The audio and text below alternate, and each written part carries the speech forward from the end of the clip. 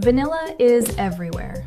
It is in ice cream, cakes, cookies, chocolate, cereal, yogurt, protein shakes, candles, perfumes, soaps, and luxury desserts.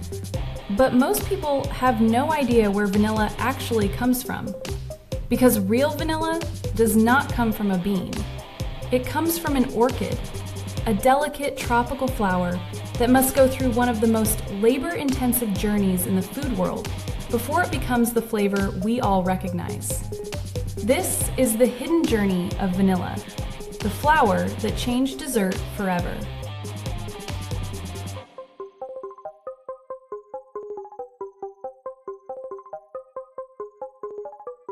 When most people hear the word vanilla, they think of something plain, simple, basic. But real vanilla is anything but basic. Vanilla comes from the fruit of a climbing orchid, mainly the species known as Vanilla planifolia. The long pods are often called beans, but they are not true beans. They are seed pods from an orchid flower. That means one of the world's most common flavors begins as one of the world's most delicate flowers. The vanilla plant grows in warm, humid tropical regions. It climbs up trees or support poles, producing green vines, pale flowers, and long pods. But vanilla is not a crop that can simply be planted, ignored, and harvested. It needs attention. It needs patience. And in many regions, it needs human hands. The vanilla flower is beautiful, but demanding.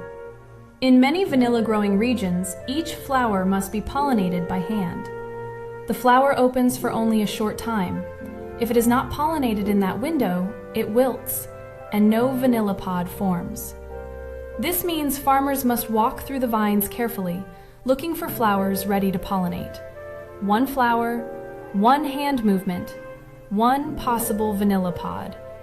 This is one reason real vanilla is so expensive. Unlike many crops that can be harvested with machines, vanilla depends heavily on human labor. For a long time, vanilla was difficult to grow outside its native region. The plant came from Mesoamerica, especially Mexico, where it was used long before it became a global dessert flavor. But when vanilla was taken to other parts of the world, it did not produce pods easily. The missing piece was pollination. In the 1800s, a young enslaved boy named Edmund Albius on Reunion Island discovered a practical method for hand-pollinating vanilla. His discovery helped make commercial vanilla farming possible outside Mexico. It is one of the most important food discoveries most people have never heard of. Once humans learned how to pollinate vanilla by hand, the crop began to spread across the tropics. Vanilla traveled from Mexico to islands and countries with warm climates: Reunion, Madagascar, Comoros, Indonesia, Uganda, India, Tahiti, Papua New Guinea. Today, Madagascar is one of the most important vanilla-producing countries in the world. But behind every pod is a long chain of farmers, workers, traders, exporters, flavor companies, factories, and consumers. Vanilla is expensive because almost every stage is difficult. The plant takes time to grow. The flower must often be hand-pollinated. The pods take months to mature. The curing process takes additional months, and quality depends on weather, skill, timing, and careful handling. Much of the world's real vanilla supply comes from smallholder farmers in tropical regions. That means the industry can be fragile. Bad weather can affect supply. Crop theft can affect farmers. Price swings can affect entire communities. And global demand can push prices up and down. Curing vanilla is part science, part craft, and part patience. The process can include heating, sweating, drying, and conditioning. The goal is to stop the pod from growing, reduce moisture, and trigger the chemical changes that create vanilla's deep aroma.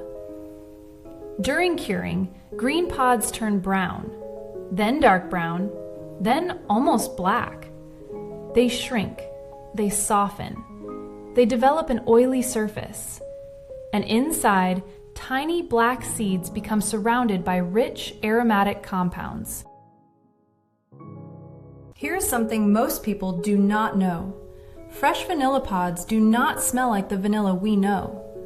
When they are harvested, they are green, firm, and almost nothing like the dark, fragrant pods seen in stores. The famous vanilla smell develops later, not in the flower, not immediately in the pod, but through curing. Curing is the transformation stage. It is where vanilla becomes vanilla. This is where the smell becomes warm, sweet, creamy, woody, floral, and slightly smoky. A good vanilla pod is not just sweet. It is complex.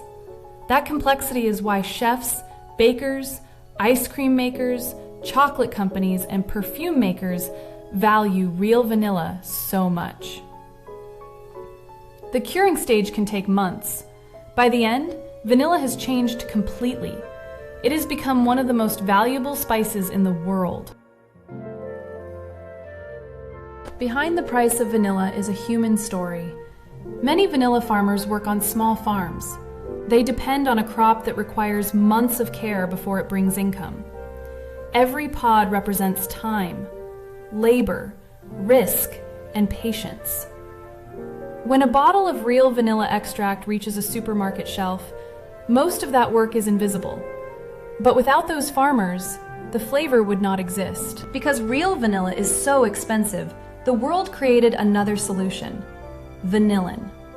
Vanillin is the main compound people associate with the smell and taste of vanilla. But natural vanilla contains hundreds of flavor compounds beyond vanillin. That is why real vanilla can taste deeper and more rounded. Imitation vanilla is usually made using synthetic vanillin. It is cheaper, it is consistent, and it can be produced on a massive scale.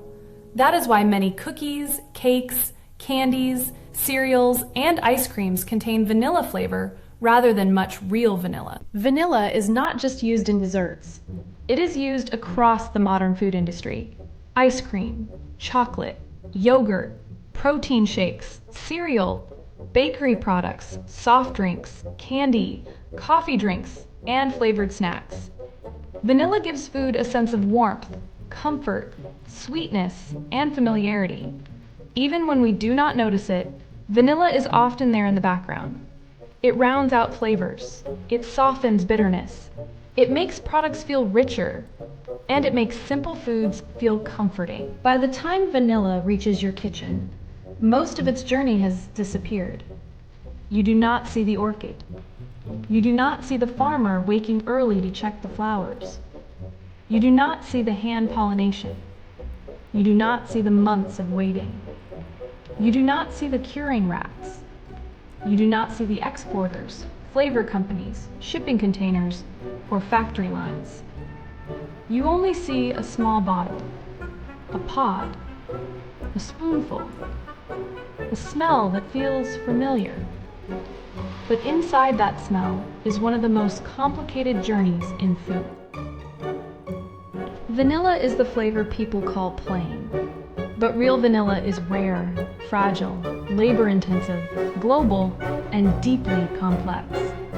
It is an orchid, a spice, a luxury, a chemistry lesson, a farmer's crop, a factory ingredient, and one of the most loved flavors in the world. So the next time you taste vanilla, remember, you are not just tasting sweetness.